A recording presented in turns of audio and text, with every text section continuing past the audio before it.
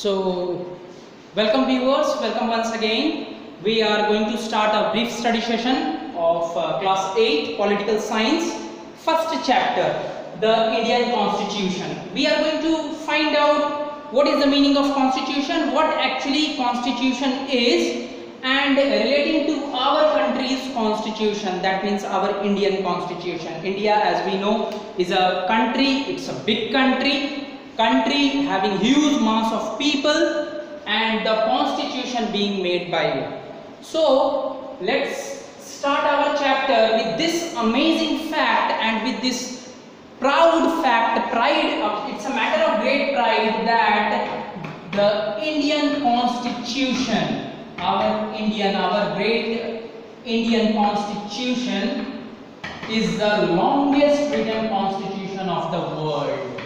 It is the longest written constitution of the world here.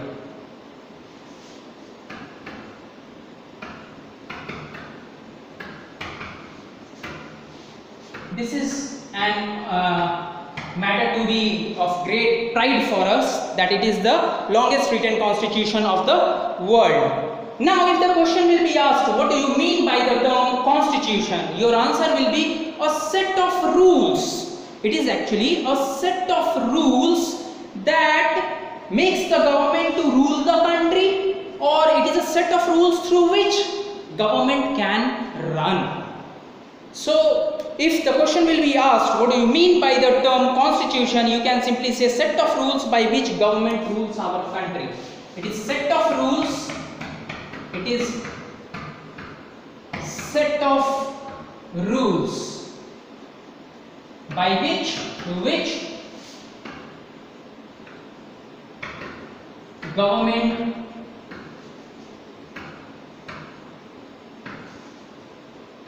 runs our country.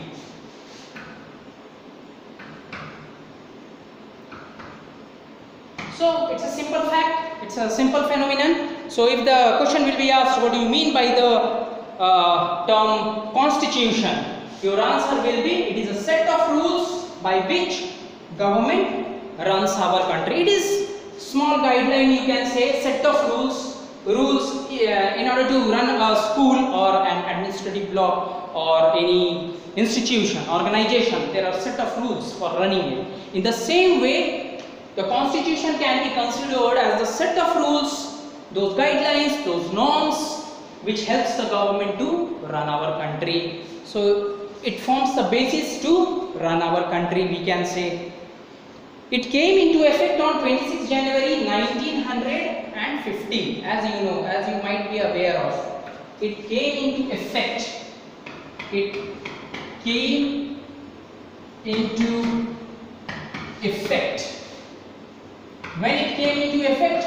On 26th January 1950, as you might be aware of. That's why, because our constitution came into force on this day, 26th January, that's why we celebrate every 26th January as our Republic Day, as you might be aware of, right? So the matters are clear why we celebrate a Republic Day. Just because on this day our constitution came into force, the constitution came into effect, anything you can say. That's why on this day it's our Republic Day. Now it is the supreme law of land. You can also say it is a supreme law. It is a supreme law of our land. Supreme means powerful, the uppermost. So it is a supreme law of our land, our country. You can say it is a supreme law of land. Now, one more fact. Who is the father of our Indian Constitution? Who is the father of our Indian Constitution?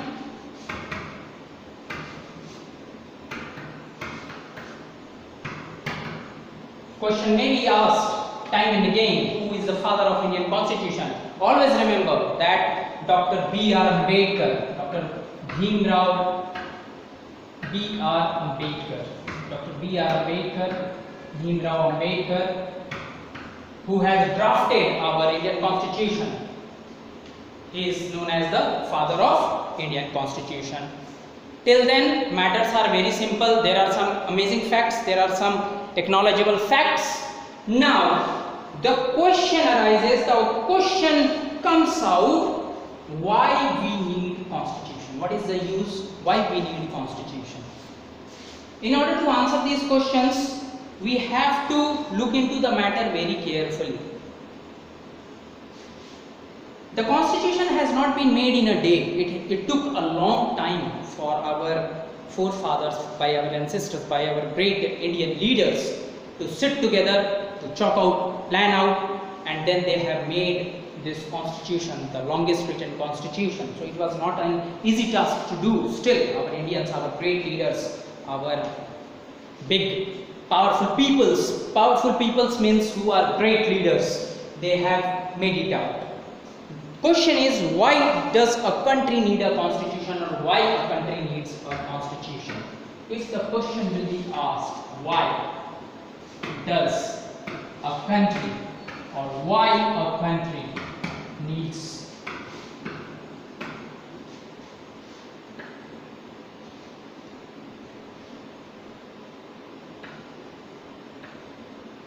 why our country needs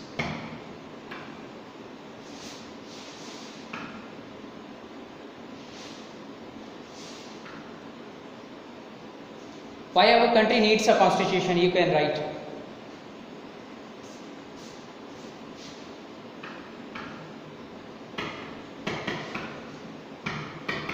This is the biggest question which we have answered in this chapter. It lays out certain ideals that form the basis of kind of country that we as citizens aspire to live in.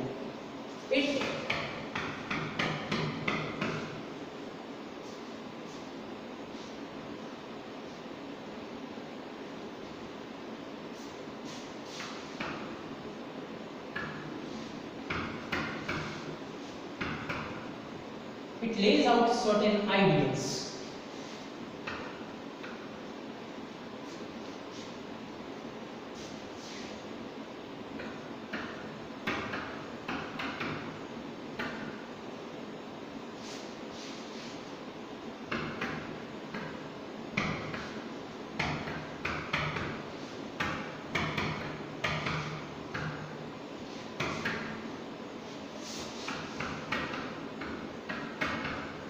That means the word aspire here means hope.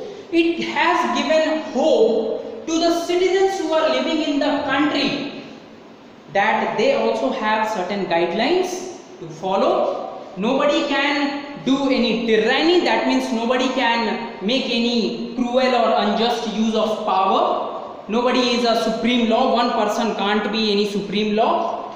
So based on certain ideas, because certain ideas have been made, it inspires, it aspires, it makes a hope for the citizen of the country to live in.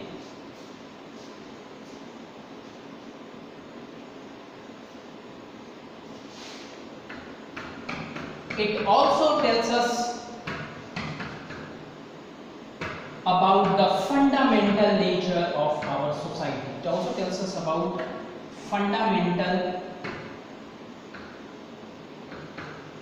nature of society, which means our society is independent. Our society and the people constituting those society have the right, they have full authority of taking their decisions relating to their business affairs, relating to market, relating to organization. So it tells us about the fundamental nature of society. It tells us how fundamentally we are using our society by the means of our own decisions. Now, why we need the constitution? Constitution prevents the tyranny. Constitution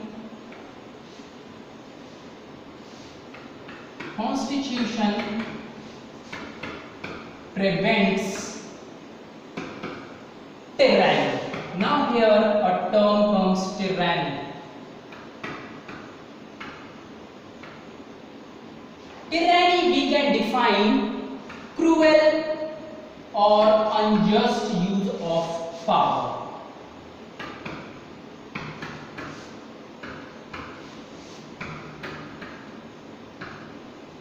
That means cruelty. Nobody can rule over another by means of cruelty or by unjust use. That means illegally, unofficially, we can say. So it prevents tyranny by the majority.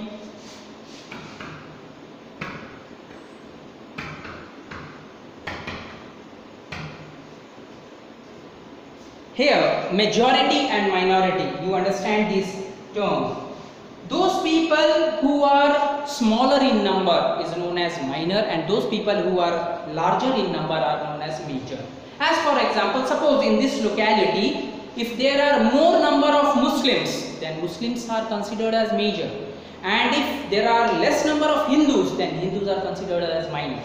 Those section of people, those class which are in short number, they are minor, and those class which are in larger in number, they are major. So it prevents tyranny by the majority. That means suppose if the majority will comes in power and they will make a cruelty that we can't allow the minors to stay over in the society, then they can do it, obviously.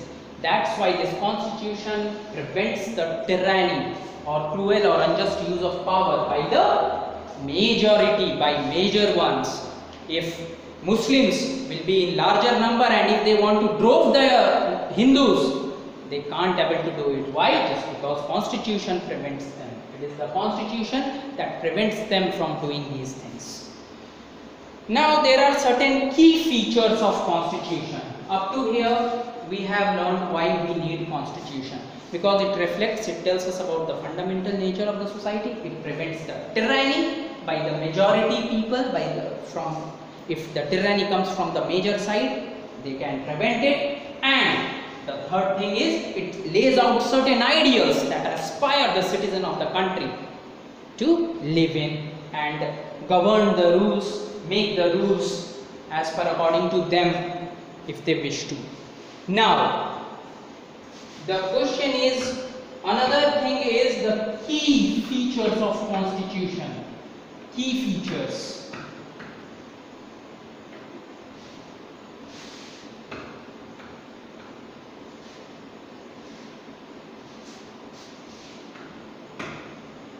Key. Here key means main. Key features of constitution. If the question will be asked, what are the key features of the constitution? If the house is being built, it has certain pillars to support it. In the same way, the constitution is being made. What are the key features? What are the main pillars on which this constitution is standing? That are the key features of constitution. The first one is federalism. You remember federalism? What do you mean by the term federalism?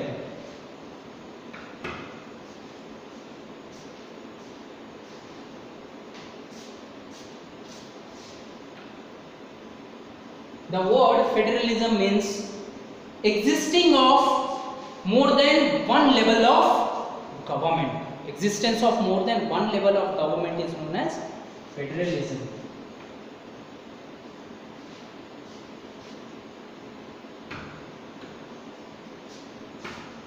You write it down. The existence of more than one level of government is known as federalism.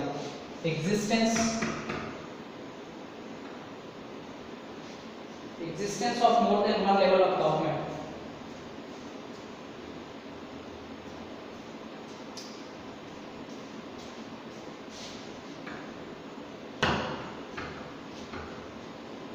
Existence of more than one level of government is known as federalism. As for example, in our country, the government works at district level, state level, national level. So we can say that because the government is working at many levels, more than one level, so we have a federal form of government. Okay.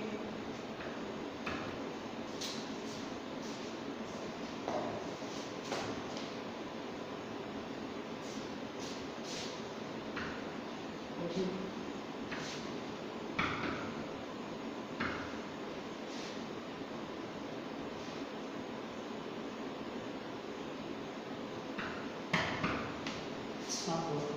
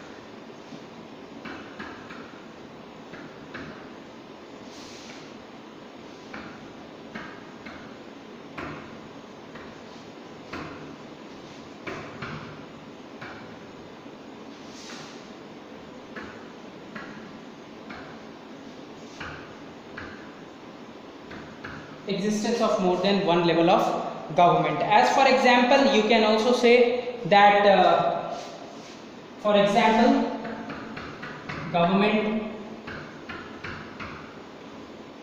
at state level,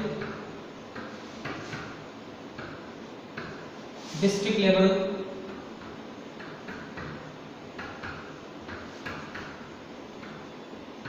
etc. So this is the meaning of federalism. Another thing is parliamentary form of government.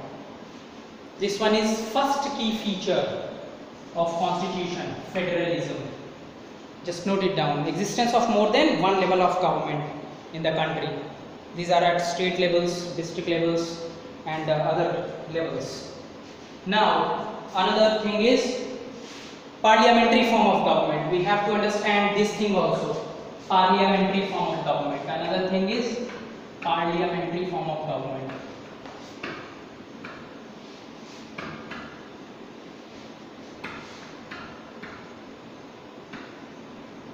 What do you mean by the term parliamentary form of government? If the question will be asked.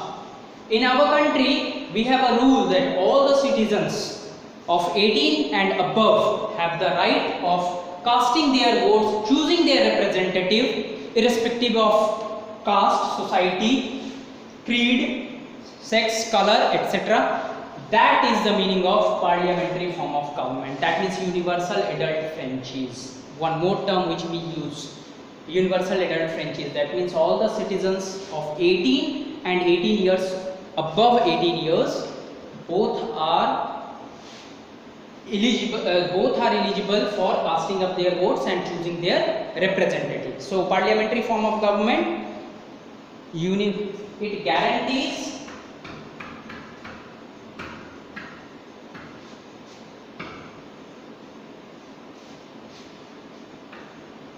universal adult franchise.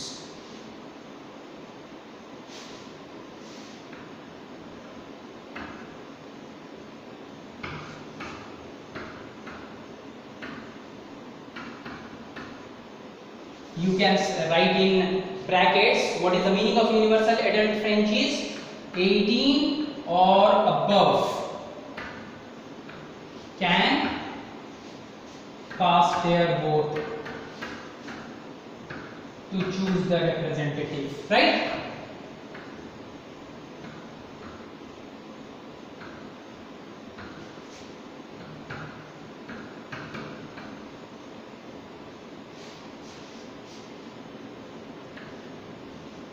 So 18 and above can cast their vote irrespective of their social background.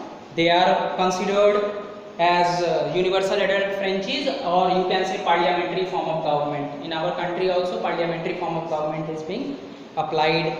Now separation of power. The third point is the key feature, the main feature of constitution is separation of power. Third one is separation of power.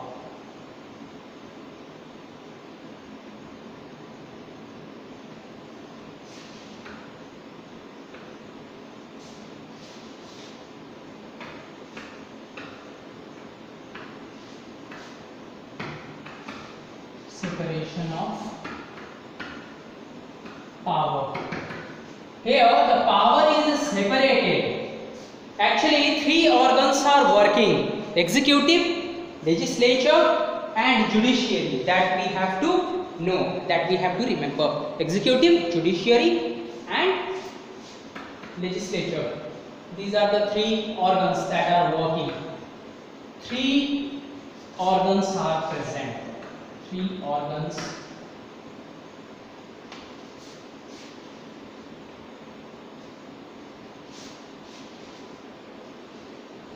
Three organs are present. You can write it down. Three organs.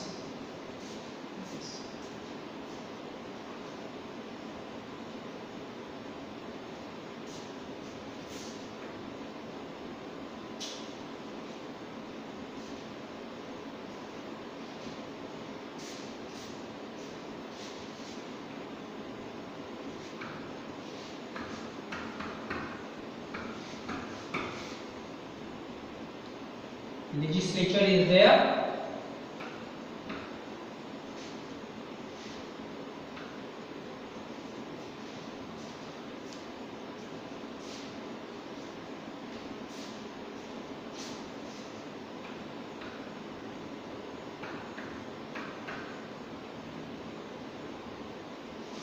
executive is there, and judiciary is there. Always remember these things.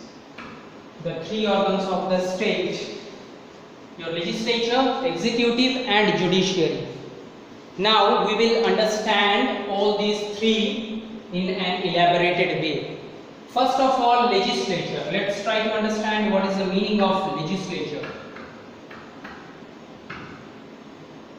These comprises of those representatives whom we have selected, and those representatives can make the laws. This is the meaning of legislature. That means, in another word, we can say elected representative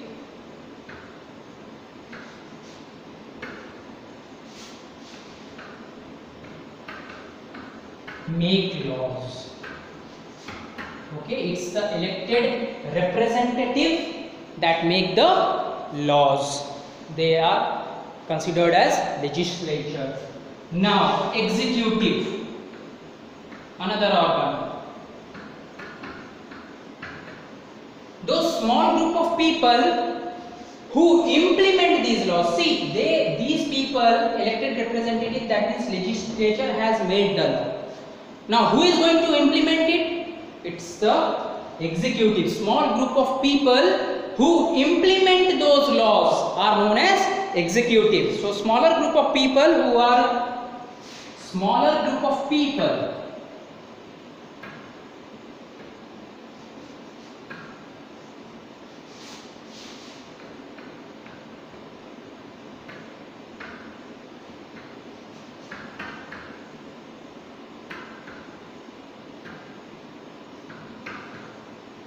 who implement the laws.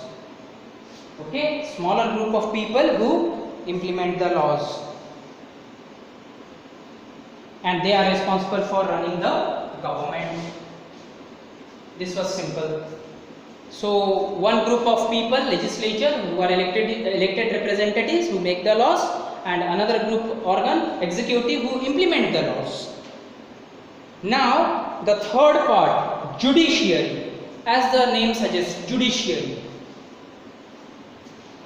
The system of all the courts in the country. We have Supreme Court, we have district courts, we have courts at state level. So all these, the sum of all these courts is known as judiciary.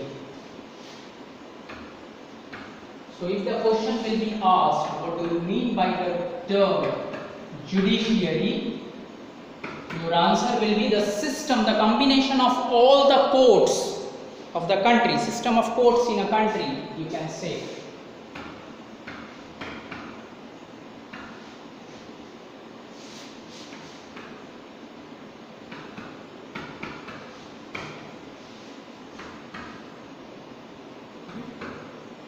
System of all the courts in the country. We have Supreme Court, we have District Court, right? We have different courts at different levels. So it represents judiciary. Now, this one is the third key features. It was the separation of power. It was the third separation of organ. So three separated organs are there. So it was the third system, third organ.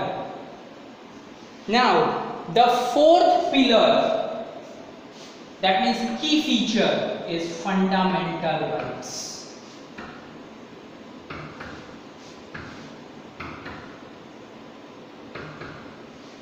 Fundamental rights, the fourth key feature of Constitution. It is also known as the conscience of Indian Constitution. It is known as conscience of Indian Constitution.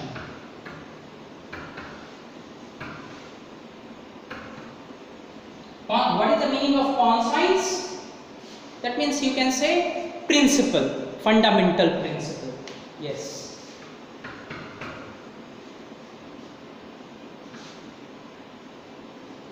It is fundamental rights, conscience of Indian Constitution.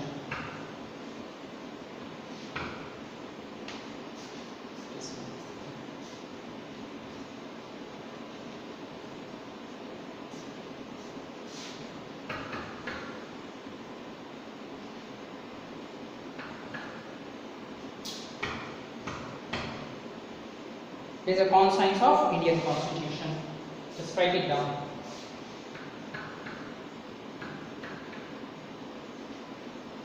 Okay, it is a conscience of Indian Constitution. Now, in the earlier classes also you might have learned what are fundamental rights. There are 6 fundamental rights which have been guaranteed by the Constitution of our country, right? So these are right to equality, right against exploitation, right to freedom, right of cultural and educational rights, right to freedom of religion, right to constitutional remedies. So there are total of 6 fundamental rights we might have learned earlier. In the later on chapters, later on as we will proceed in this class, there is one more chapter, fundamental rights. Moreover, in class 9th also there is one chapter known as fundamental rights, in which we will discuss all these fundamental rights in detail to make a distinguishing feature about these fundamental rights. Now, after fundamental rights, the Constitution, in addition to it, the fundamental rights, in addition to fundamental rights, in addition, the Constitution has also guaranteed us directive principles of state policy.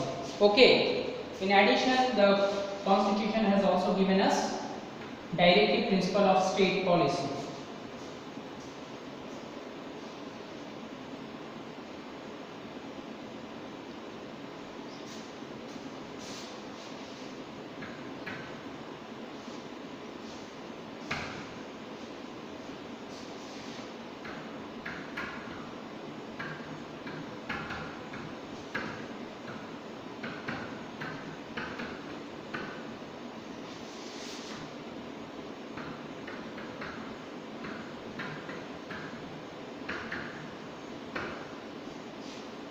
That is also somehow related to fundamental rights. When we will follow these fundamental rights, then directive principles will also be acted upon in order to make it a complete right.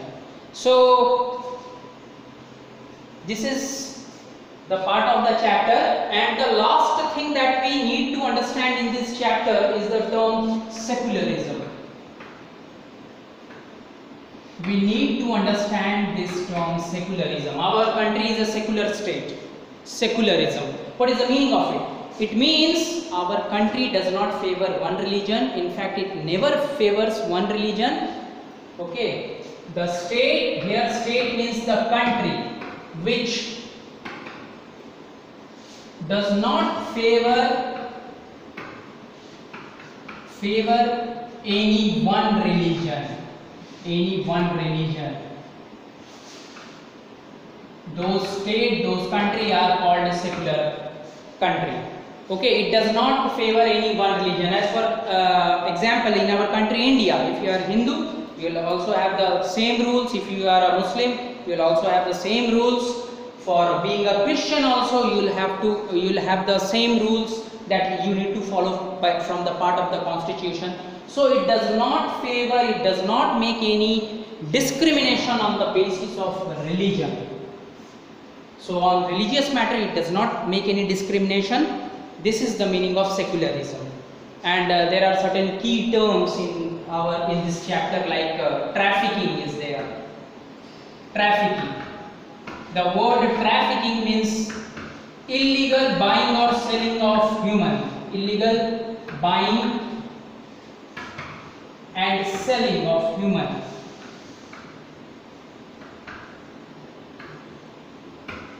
Especially children, you can say, and women. So illegal buying and selling of human is known as trafficking. One more term is there, sovereign. The word sovereign means sovereign.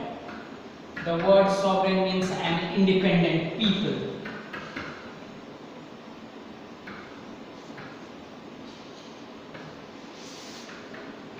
One more term is the Indian national movement. So you might be aware that when people come in huge masses, when too many people comes to fight against the Britisher, that is known as Indian national movement. This is all about this chapter number 1, the Indian Constitution. Thank you.